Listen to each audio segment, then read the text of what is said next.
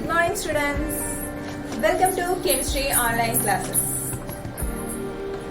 Hope all you are doing great. Today you will learn two natural phenomena. Children, all you know that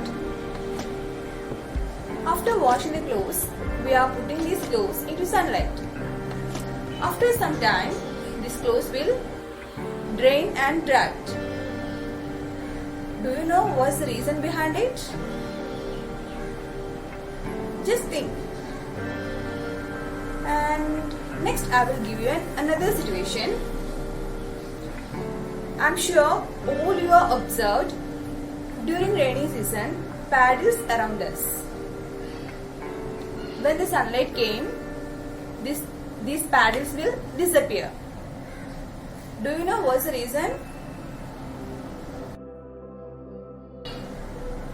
The reason behind these two situations are the same. It's one natural phenomena. That natural process is called evaporation.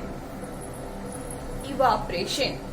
Evaporation means in heat condition, water in liquid form converted into gaseous form. That means water vapor. Heat energy is required for this process. Once again, evaporation means in heat condition, water in liquid form converted into gaseous form. Children, please observe and find out other examples of evaporation occur around us. Okay? Now, I can give you one more example.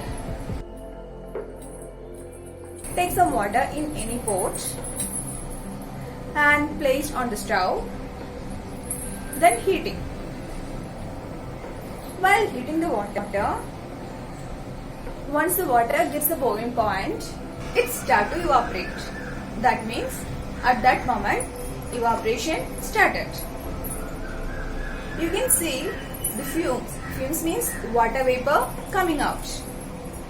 As a result of evaporation, water in the liquid form, while heating, water in the liquid form changes into water vapor and escape from the water. As a result of evaporation, eventually the water content in the pot reduced. Children, all you know that common salt is getting or extracting from sea. For this extraction process, we are using the evaporation method. Here, seawater contains many salt including common salt. When the seawater is allowed to stand in a shallow pit, water gets heated by sunlight and slowly turns into water vapor through evaporation. In a few days, the water evaporates completely, leaving behind the solid salt. The common salt is then obtained from this mixture of salt by further purification. Next, we can go through a reverse process or opposite process of evaporation. It's called condensation. We have already discussed about evaporation. What is evaporation? It's a conversion of liquid form of water into gaseous form by heating. So, its reverse means it's a conversion of gaseous form of water into liquid form by cooling. So, condensation is absolutely reverse process of evaporation. Once again, condensation means conversion of water vapor into its liquid form by cooling. Next, we can discuss some examples of condensation. Children, if you heat the water, it will evaporate. While heating the water, you just close the pot with any lid.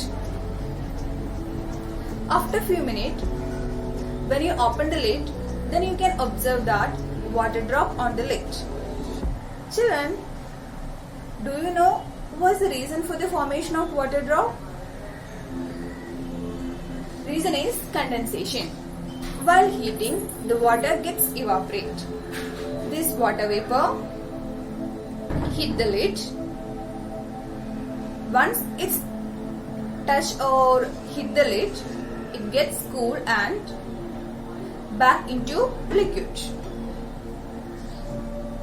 In this way, the water vapor changes into water in liquid form.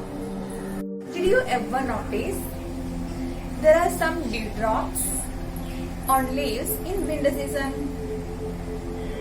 This is also the same reason, condensation.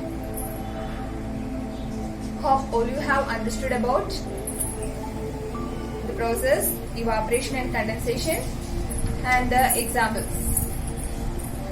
So let's wind up today's session. Today we have discussed about condensation and evaporation. Evaporation means it's the process of conversion of water into water vapor by heating. Condensation means it's the reverse process, the process of conversion of water vapor into liquid form by cooling. I have attached test paper and also notes. All you have to attend the test paper.